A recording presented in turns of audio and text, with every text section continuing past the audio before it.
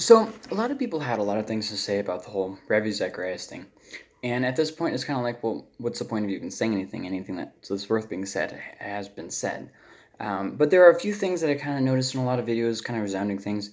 The first thing, justifying sin, that's not right. That's never right. Okay, you don't have to just because you liked the guy or whatever. You don't have to like, somehow say, oh well, it wasn't that bad, or soften the blow. No, it was bad. Like there's no point in lying about it. There's no reason in justifying it. It's don't don't say hey, sin is okay just because I like the person. You know what I mean? That's not really a helpful take on that. The thing, very real quick thing, other biggest thing that I saw in videos, condemning him is really not needed. We all know he was wrong.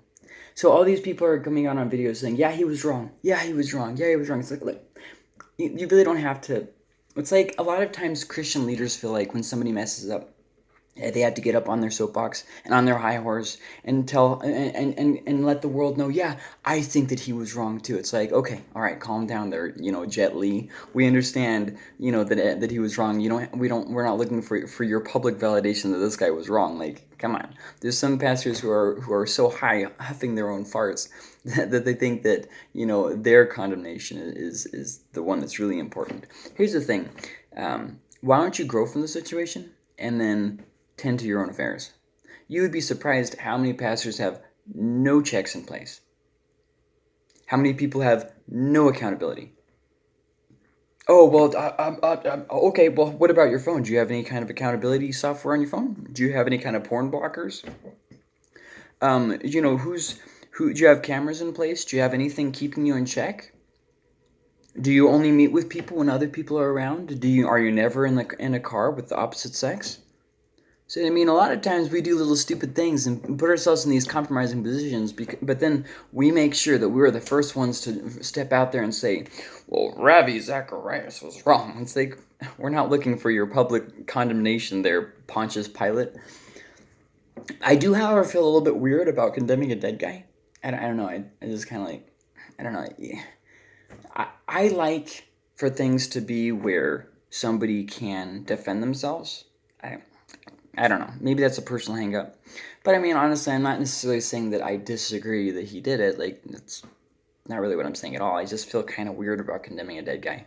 It'd be like kind of like walking through a cemetery and saying, you are a sinner and you are a sinner. Like, I don't know. It just feels weird. Like, I don't feel like there's much, like, justice that happened in the situation or anything. It just kind of don't really know what to do with it. So, 8 quick things. Number 1. This doesn't mean that he was never genuine. Sometimes when we see somebody who messes up and they mess up bad, we think, oh, he was never. Yeah, this same thing happened to me a couple months, or I guess it was a couple years ago. There was somebody who betrayed the family, and my mom said, were they never genuine? And I said, no, what? Like that? Just because they did something wrong or they changed or whatever, it doesn't mean that they were never in a good place. And who knows, maybe Ravi was going back and forth throughout the course of his life. I don't know. What I do know is it's probably not the best of idea if you have that big of a struggle to not have any accountability, to not step down. I mean, those are 2 big things right there. To not try and rectify the situation, but try and cover it up. Like, that's never a good idea. Now, I had no idea what this guy was thinking, because like when you hear him talk, you're like, okay, he understands these things, but he didn't put it into practice. And you see a lot of times people have their own pride, and they think, it's okay just if I know something, then that makes it okay. And it's like, well, no, you don't have to just know it. You have to actually put it into practice too, not just knowers of the word, but doers of the word. James talks about this. Number 2, this doesn't mean that we know his ultimate fate. A lot of people are, oh, well, he burned in hell. And it's like, okay, calm down there, friends. Like, calm down. I'm sure that God has that aspect covered. And I'm not saying that he isn't or that he is. I'm just saying it's none of my business. And it's probably none of your business either, unless your name is Jesus. Number 3, don't get all high and mighty. Anyone can fall. So this kind of stuff happens, and oh man, Ravi's such a turd. And It's like, well, let's remember that anybody can fall. Okay, so just remember that. Maybe he was never genuine. Maybe he was always mostly genuine. I don't know. What I do know is getting on your own little high horse doesn't really solve anything. Like, oh, look how great I am. I'm just so great. And you see a lot of high-profile leaders do this. This is one of the reasons I don't really like watching high-profile leaders, because they get so prideful. They hear people tell them that they're so great all the time, and then they think, they have greater wisdom and knowledge and understanding than everybody else. All that I'm saying is maybe let's take a step back and just say, okay, what can we learn from this terrible situation, right? I mean, that seems like a better situation. Me getting all bent out of shape about Ravi isn't going to help me be a better person. It's not going to help me to avoid the same pitfalls that he fell into, right? That makes sense, I hope. So don't get all high and mighty. Anyone can fall, you too. He didn't have checks in place. If you don't have any checks in place, you're cruising for a bruising. Number 4, his books are still greatly valuable. You can still learn from them, even in the light of his moral failure. There was a minister who was very popular back in the 90s, and he did some bad things.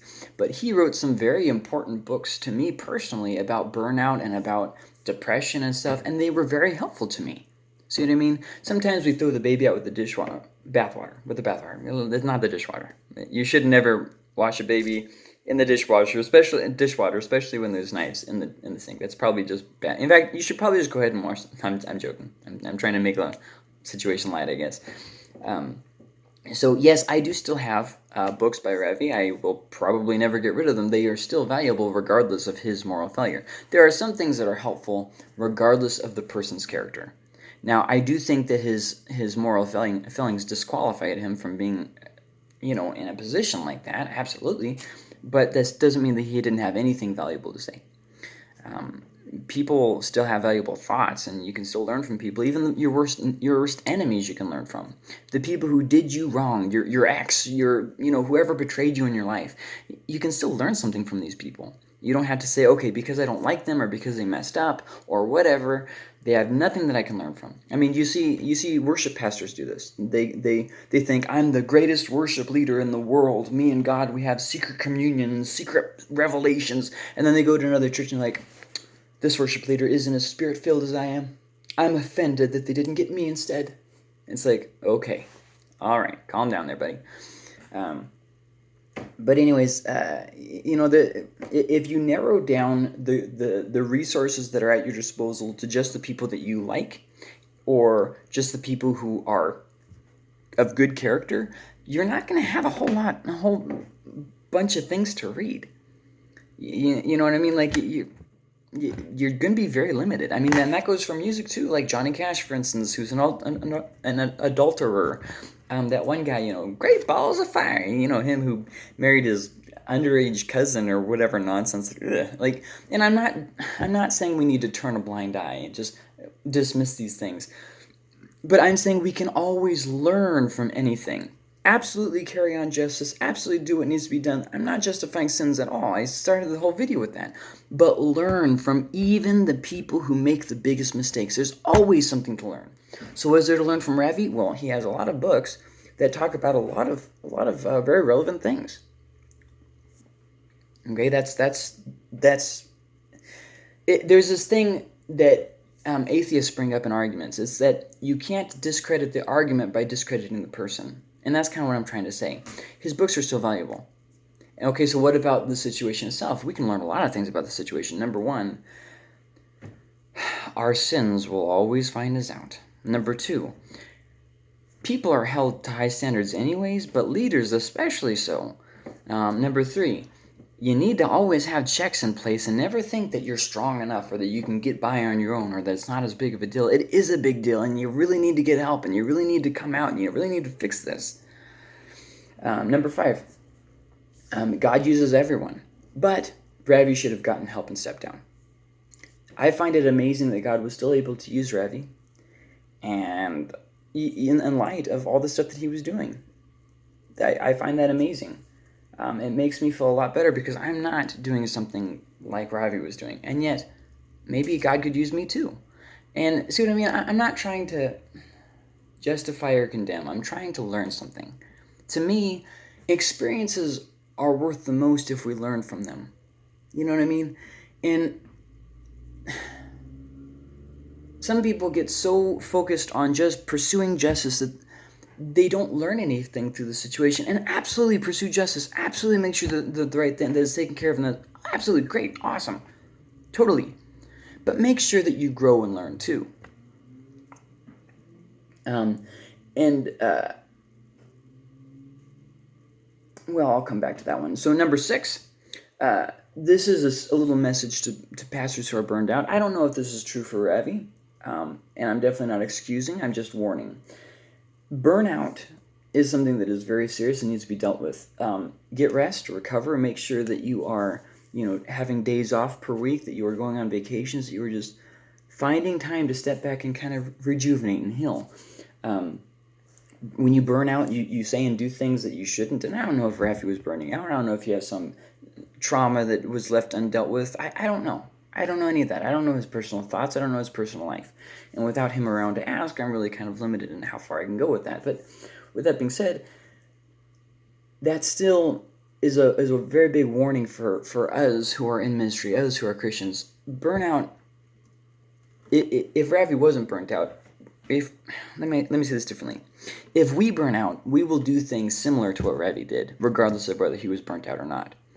You start saying things, you start losing your patience, you start losing your purpose, you start kind of just circling the drain. You know what I mean? So that's not really thoughts on Ravi, but just maybe a warning to people who are in ministry. Number 7, don't put all your faith and hope in any person. They will always fail you. Some people had faith in Ravi. Some people, he could do no wrong. He could say no wrong. Anything that he said in his books was just, it was gold. It was perfect. And it's like, there's not an author alive today that I haven't said, I don't agree with that. You don't have to agree with everything. You don't have to do that. You can be discerning. It's okay. And, there's some things that Ravi said in some of his books that I was like, I don't necessarily agree with that. So don't put all your faith and hope in any person. They will always fail you. Number 8, everybody fails and messes up. Don't think you are exempt. Don't think that somehow you are a better person because they're the ones who are in the fire right now. Don't think that it could never happen to you. It could happen to anybody. And keep watch in your life. Make sure you have checks in place. Make sure that you're accountable. And have safeguards in place that prevent you from doing similar things. And if you are doing something similar and you think that you can get away with it and it's not a big deal, here's the thing, it is a big deal. It's going to affect everything you do in ministry. It will eventually come out and it will discredit the things that you've done. It's better to step down and take care of it and get back involved in ministry later. Oh, well, maybe I can juggle my hats. Don't be a liar. Don't do it. I know it's tempting, but don't do it. Just step down, take care of the situation, and go back into ministry once you're better. Okay, so I hope that was helpful. And remember, I'm so much better than Ravi Zacharias. I would never mess up like him.